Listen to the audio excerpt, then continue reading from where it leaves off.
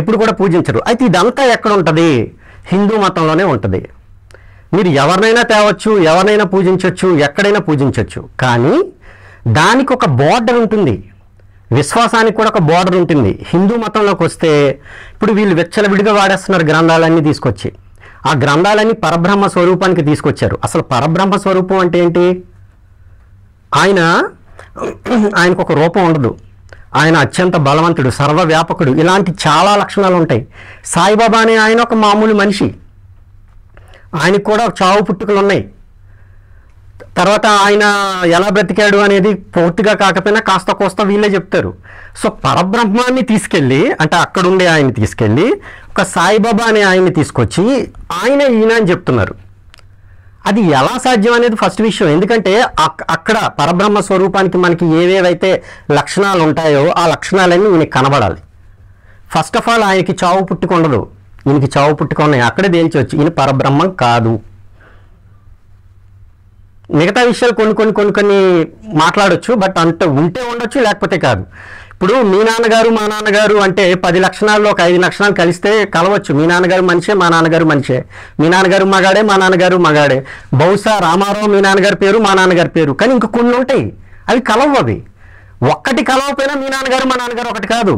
అలానే పరబ్రహ్మం ఎవరైతే ఈయన అన్నారో, ఈ చావు పుట్టుకలు ఉండే వాళ్ళనే వాళ్ళు పరబ్రహ్మం కాదు, అసలు కాదనమాట. కనుక ఫస్ట్ ఆఫ్ ఆల్ ఈయన ఏదైతే శాస్త్ర ప్రమాణం అని తీసుకొచ్చారో, తర్వాత దర్శనం అనే ఒక మాట కూడా మాట్లాడారు. దర్శనం అనేది ఇండివిడ్యువల్గా వస్తుంది, అది విశ్వాసం. అది నాకు దర్శనం కలిగింది, నాకు మీరు ఇప్పుడు దేవుడిగా కనిపించారు, ఓకే. కానీ నేను సమాజంలోకి వెళ్ళి చెప్పడం మొదలుపెట్టాను అనుకోండి, నేను ప్రూవ్ చేయగలగాలి. అది నేను ప్రూవ్ చేయగలగాలి. అది అక్కడ ఇంకా విశ్వాసంతో పనికి లేదు. ఇప్పుడు ఈయన సాయిబాబాని దేవుడిగా అనుకున్నారంటే ఇది ఈయన విశ్వాసం, విశ్వాసానికి పరీక్ష ఉండదు. బట్ ఈయన సమాజంలోకి వచ్చి సాయిబాబాయే దేవుడు అని చెప్తున్నారు అనుకోండి, వెంటనే క్వశ్చన్ వస్తుంది. సాయిబాబాకే కాదు, ప్రతి ఒక్కరికి కూడా క్వశ్చన్ వస్తుంది, ఎవరికైనా వస్తుంది. ఇప్పుడు మన హిందుత్వంలో తీసుకుంటే మిగతా వాళ్ళందరికీ కూడా ఎవరు దేవుడు అంటే శాస్త్ర ప్రమాణం ఉంది, ఎక్కడో ఒక దగ్గర విశ్వాసం అనేది ఉంటుంది. బట్ సాయిబాబా అనే ఆయనకి నాకు ప్రాబ్లం ఏంటి అంటే ఆయన మహమ్మదీయుడు, ఆయన ముస్లిం. ఒక ముస్లింని తీసుకొచ్చి మీరు హిందుత్వంలో పెడితే అంటే ఇప్పుడు సాయిబాబా భక్తులు వచ్చి ఆయన దేవుడు అని సపరేట్గా ఆయన పూజించుకొని, ఆయనకు ఒక గ్రంథం ఉంది, సాయిబాబా సచ్చరిత్రం అని ఒక గ్రంథం ఉంది, అది మాకు ఒక గ్రంథం, లేదా మాకు సాయిబాబా దేవుడు అని చెప్తే నాకేం అభ్యంతరం లేదు. ఎన్నో రకాల మతాలు వస్తున్నాయి పోతున్నాయి, అన్నీ ఉన్నాయి మన భారతదేశంలో రాజ్యాంగం ప్రకారం, ఓకే. బట్ మా మీద తీసుకొచ్చి రుద్దడం ఏంటి, మా దేవుళ్ళు పక్కన చేర్చడం ఏంటి? గాయత్రి మతాన్ని సాయి గాయత్రి అంటారు, అఖిలాండ బ్రహ్మాండ కోటి నాయక అని విష్ణుమూర్తిని పొగిడితేనేమో ఈయన్ని తీసుకొస్తారు, లేకపోతే వీళ్ళ మా తాలూకు విగ్రహాన్ని, మా దేవుళ్ళ విగ్రహాన్ని తీసుకొచ్చి అవి కింద పెట్టి పైన మీరు పెడతారు. ఇదేంటిది? మీరు వెళ్ళి అదే పని మీరు ఒక మసీదులో చేయండి, ఆయన మహమ్మదీయుడైనా ఒప్పుకోరాళ్ళు. లేకపోతే మీరు వెళ్ళి ఒక చర్చిలో చేయండి, కొన్ని ఒప్పుకుంటారేమో చూడండి. అంటే మా మతం మీకు అంత ఆషామాషిగా కనిపిస్తుందా అనేది నా క్వశ్చన్ అనమాట. మైనంపాటి గారు, అర్థమైంది కదా, హిందువులు సాయిబాబాని పూజించడాన్ని, ఆరాధించడాన్ని, అనుసరించడాన్ని భాస్కర్ గారు ఎందుకు తప్పుపడుతున్నారు అంటే, సాయిబాబా ఒక మహమ్మదీయుడు, మహమ్మదీయుడిని హిందువులు ఆరాధించడం ఏంటి అనేది ఆయన పాయింట్. మీరేమంటారు? సాయిబాబా మహమ్మదీయుడు అని చెప్పడానికి మన దగ్గర ఉన్న ఆధారాలు ఏమిటి అంటే, నేనే చెప్తాను, వాళ్ళు చెప్పేవి కూడా. ఆయన ఉన్న రూపం బాబా పలికే అల్లా మాలిక్, ఈ రెండిటి తర్వాత ఇంకేం లేవు చెప్పడానికి. ఈ రెండు సరిపోతాయి కదా అనవచ్చు, ఇంతకన్నా ఏం కావాలి, 2 సార్లు కదా. నేను వాళ్ళ సైడ్ నుంచి మాట్లాడు. మొట్టమొదటిది సాయిబాబా అల్లా మాలిక్ అని నిరంతరము ఆయన అంటుండేవారు అనేది పరమ సత్యం, సచ్చరిత్రలో ఉంది, మన సచ్చరిత్ర ద్వారా తెలుసుకున్నాం. ఇప్పుడు అల్లా అనేది ఒక శబ్దం ఉంది, అది ఇస్లామిక్తో వచ్చినటువంటిది కాదు. పాయింట్ నెంబర్ 1 అర్థం చేసుకోవాల్సింది. అది ప్రీ ఇస్లామిక్ వర్డ్, ఇస్లామిక్ కన్నా ముందు నుంచే ఉన్నటువంటి వర్డ్, అరబులో ఉన్నటువంటి ఒక పదం అది అల్లా అనేది. ఎప్పుడైనా శబ్దం బట్టి ఏం విలువ ఉండదండి, శబ్ద అర్థాన్ని బట్టి విలువ ఉంటుంది. ఇది జాగ్రత్తగా గమనించాలి కొంచెం, ఎందుకంటే ఇవి చాలా సెన్సిటివ్ ఇష్యూస్. ఊరికెట్లా అర్థమైపోతే ఇంత గోల్ ఎందుకు ఉంటుంది, ఇంత చర్చలు ఇంత ఉండదు కదా. కాబట్టి అల్లా అనేటువంటిది సాయిబాబా ఎప్పుడు అల్లా మాలిక్, అల్లా అచ్చా కరేగా, అల్లా భలా కరేగా, అల్లా అనుమతి లేకుండా ఎవరు రారు, అంతా అల్లా ఆశీర్వాచనం, అల్లా అన్న సందర్భాలు అన్నీ మీరు తీసుకున్నట్టు సచరిత్రలో మొత్తం మీద ఎవరైతే సర్వాంతర్యామి అయి ఉన్నారో ఆ పరమాత్మని అల్లాగా సంబోధించినట్టుగా సుస్పష్టంగా తెలుస్తుంది సచ్చరిత్రలో. ఈ సర్వాంతర్యామిత్వం అనేది ఒకే ఒక ధర్మంలో ఉంది, అది సత్యములో, అది సనాతనంలో మాత్రమే ఉంది. ఉపనిషత్తు అదే చెప్పాను కదా బిగినింగ్.